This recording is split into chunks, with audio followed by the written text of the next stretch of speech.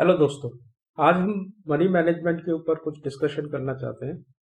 कुछ व्यूवर्स ने रिक्वायरमेंट दी थी कि सर मनी को कैसे मैनेज किया जाए। हम अगर किसी भी चीज की मैनेजमेंट की बात करें, चाहे ऑर्गेनाइजेशन को मैनेज करना है, अपनी लाइफ को मैनेज करना है, important is risk analysis.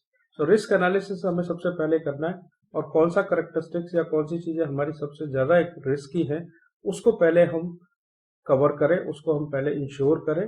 Then we have to think about the investment. अगर रिस्क की हम बात करें तो दो रिस्क बहुत इंपॉर्टेंट है ह्यूमन लाइफ में।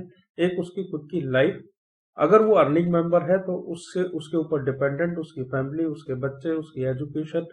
वो सबसे वो अलग से हमें रिस्क करना चाहिए एनालिसिस। और दूसरा एसेट्स। एसेट्स मीन्स अगर कोई बिजनेसमैन है, अगर उसकी इंडस्ट्री चल रही है, या उसका हाउस है, उसकी कार है, जो नॉन लाइफ आइटम्स है उसका। कुछ जगह पे एसेट्स के अंदर तो गवर्नमेंट की तरफ से ही रेगुलेटरी रूल्स हैं कि अगर हम कार लेते हैं तो हमें इंश्योरेंस पॉलिसी साथ के साथ लेनी जरूरी है, मस्ट है। हाउस के केस में हमें ऑप्शनल होता है कि हम इंश्योरेंस लें या ना लें, बट कार के केस में हमें लेना है। अगर हमें अपने एसेट्स को भी इंश्योर करना है तो इम्पोर्टेंट है कि हमारा एसेट्स में भी कौन सा एसेट्स बहुत ज्यादा रिस्की है। आज हम बात करेंगे लाइफ इंश्योरेंस के बारे में कि हमारी एक्चुअली में हमारी लाइफ बहुत इंपॉर्टेंट है। सबसे पहले हमारी जो सबसे बड़ी रिस्क निकल के आती है कि अर्निंग मेंबर के साथ कुछ मिसहैपनिंग हो जाती है, तो उसकी लाइबिलिटीज का क्या होगा। उसके बच्चों की एजुकेशन है, या उसने कुछ हाउसिंग लोन ले रखे हैं, उसकी लाइबिलिटीज को, जितनी उसकी लाइबिलिटीज निकलती है एटलीस्ट उसको तो वो इंश्योरेंस करके जाए। लाइफ की तो कोई वैल्यू नहीं होती, बट हम एटलीस्ट मिनिमम, लाइक नीचे मैंने फार्मूला भी दिया, into 5, that is minimum. At least इसका मतलब ये है कि जो हमारी ह्यूमन लाइफ वैल्यू निकल के आती है, इसका एक मैं छोटा सा फार्मूला दूंगा। ह्यूमन लाइफ वैल्यू कैसे निकालते हैं, एचएलवी निकालने के लिए हमारे पास कितने एसेट्स हैं और कितनी हमारी लाइबिलिटी है, दोनों को माइनस करके जो वैल्यू निकल के आती है उसके अंदर एटलीस्ट 5 टाइम मल्टीप्लाई करें। या दूसरा तरीका कि हम पर एनम कितना कमा रहे हैं उसमें हम 5 टाइम मल्टीप्लाई करें। इसका पर्पज यह है कि एटलीस्ट कुछ मिस हैपनिंग हो जाए तो फैमिली में 5 साल तक कोई इशू ना आए। जैसा घर आज की डेट में चल रहा है, जैसी कंडीशंस आज की डेट में, सेम कंडीशंस 5 साल तक रहें। 5 साल का एक पीरियड बहुत अच्छा खासा पीरियड होता है। उसके बाद नॉर्मली फैमिलीज उस चीज से बाहर निकल आती है। हम टर्म इंश्योरेंस प्लान लें, और वो भी विशेष ध्यान दें कि हम प्योर इंश्योरेंस प्लान लें, उसके अंदर इन्वेस्टमेंट जुड़ा हुआ ना हो, जो कि आज की डेट में यूलिप पॉलिसीज आती है, यूनिट लिंक इंश्योरेंस पॉलिसी, जिसके अंदर इंश्योरेंस और इन्वेस्टमेंट दोनों जुड़ा होता है।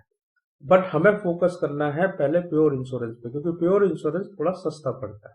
फर्क इतना ही है कि जब ये मेच्योर हो जाता है तो उसके बाद हमें कुछ नहीं मिलता। हम एक 8 लाख की गाड़ी पे इंश्योरेंस के नाम पे हम 20,000 रुपए प्रीमियम दे सकते हैं, बट हम अपनी लाइफ के ऊपर हमें वही 20,000 के प्रीमियम पे हमें 1 करोड़ तक का भी इंश्योरेंस मिल सकता है, बट उसमें रिटर्न नहीं आएगा। जैसे कि हमें गाड़ी के केस में कोई रिटर्न नहीं आता है, मिस हैपनिंग के ऊपर ही रिटर्न आता है। विशेषकर सबसे पहले मनी मैनेजमेंट में सबसे पहले ये ध्यान दें कि हम अपनी लाइफ का इंश्योरेंस जरूर कराएं, और इस हिसाब से कराएं कि एटलीस्ट 5 ईयर तक मेरी फैमिली को कोई इशू ना आए। जो आज की कंडीशन है उतना उनको फंड मिलता रहे, सो दैट वो 5 साल तक दिक्कत में ना।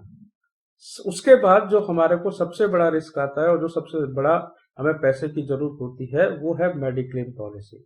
मेडिक्लेम पॉलिसी के अंदर भी कुछ क्रिटिकल बीमारियां होती हैं, उसका हम अलग से उसके साथ में ज्वाइंट कर करके उसको ले सकते हैं।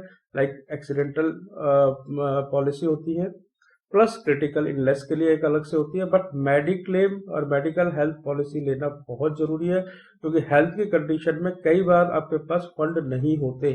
इवन तो आपके पास फंड है, बट वो इन्वेस्टमेंट में कहीं पर आपको विड्रॉल कराना पड़ेगा, या लॉन्ग टर्म इन्वेस्टमेंट में तो कहीं पर आपको डिस्पोज करनी पड़ेगी कोई प्रॉपर्टी, तो बड़ा टाइम लगता है। अगर आपके पास मेडिकल हेल्थ पॉलिसी है तो आपको खाली हॉस्पिटल में जाकर के एक छोटा सा अमाउंट 5,000 रुपीज का वो लेते हैं, और उसके बाद वो आपकी पॉलिसी से रिकवर कर लेते हैं, तो आप टेंशन फ्री हो जाते हैं। Health policy is the most important after the life insurance. हम लोग करते क्या है मनी मैनेजमेंट में, सबसे पहले हम सोचते हैं कि हमें 20 साल बाद 15 साल बाद क्या मिलेगा, हम सीधा इन्वेस्टमेंट में चले जाते हैं।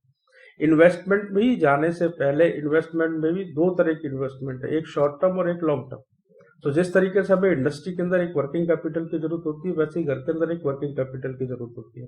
सो हमेशा शॉर्ट टर्म ध्यान में रख कर अगर आप इन्वेस्टमेंट कर रहे हैं तो उसके अंदर बहुत सारे म्यूचुअल फंड्स हैं, एफडीज हैं, मार्केट में इन्वेस्टमेंट है, पीपीएफ है। पीपीएफ को भी नॉर्मली शॉर्ट टर्म का मतलब यह है कि इसके अंदर रिस्क बहुत कम है। सो पीपीएफ में कुछ कंडीशंस लाइक मैरिज या कुछ आता है तो हम उसमें से रिफंड करा सकते हैं। मैं आपको यह भी बताना चाहूंगा कि उस सबसे पहले पीपीएफ को फोकस करें अगर आप इन्वेस्टमेंट कर रहे हैं, बिकॉज पीपीएफ अकाउंट ऐसा है जिसके ऊपर कोई भी दूसरा आदमी उसके ऊपर क्लेम नहीं कर सकता, उसके अंदर पार्टनरशिप नहीं कर सकता। बाकी इन्वेस्टमेंट में आपका पार्टनर क्लेम कर सकता है। ये PPF account independent personal account होता है। उसके बाद आप एफडीज करा सकते हैं, म्यूचुअल फंड करा सकते हैं, मार्केट में भी इन्वेस्टमेंट कर सकते हैं। तो ये सब छोटे मोटे तरीके से अगर मैं देखूं तो सब how these comes are in short term insurance, because इनको आप मैच्योर जल्दी कर सकते हैं। बट अगर आपको फिर भी वर्किंग कैपिटल पे बहुत ज्यादा, अगर आपके रिस्क के केस में वर्किंग कैपिटल बहुत इंपॉर्टेंट है, तो आप कुछ पैसा बैंक के अंदर भी एज ए सेविंग अकाउंट में रख सकते हैं। उसके बाद आता है लेकिन हमें कितना पैसा वर्किंग कैपिटल के लिए रखना चाहिए। लाइक आज की डेट में जो कोरोना का इम्पैक्ट हम लोगों ने देखा, तो मिनिमम 6 मंथ तक हमारी घर के अंदर कोई दिक्कत ना आए, तो इतना पैसा तो आपको शॉर्ट टर्म में सेविंग करके रखना चाहिए। वो सेविंग शॉर्ट टर्म सेविंग में 6 मंथ का एफडी भी ले सकते हैं या 6 मंथ की सेविंग आप अपने पास रखें। उसके बाद जो पैसा बचे उसको हम इन्वेस्ट करें। लॉन्ग टर्म इन्वेस्टमेंट में नॉर्मली प्रॉपर्टी और गोल्ड जो बड़े हैं, जो कि जिसमें टाइम लगता है अगर हमें डिस्पोज करना पड़ेगा, क्योंकि उसके वैल्यू के अंदर ऊपर अप एंड डाउन होता है। अगर हम रिस्क बेस्ड के बिहाफ पे देखें तो gold is safest investment, but normally India के अंदर गोल्ड को हम लॉन्ग टर्म इन्वेस्टमेंट के अंदर कंसीडर करते हैं कुछ लोग, बट गोल्ड को हम शॉर्ट टर्म में भी कर सकते हैं बिकॉज इसकी लिक्विडिटी बहुत अच्छी है। सो ये थोड़ा सा मैंने आपको एक रफ आइडिया दिया कि मनी मैनेजमेंट में हम किस तरीके से सबसे पहले और सबसे बाद में किस चीज पे और कैसे ध्यान दें। So hope you enjoy this. So thank you for watching.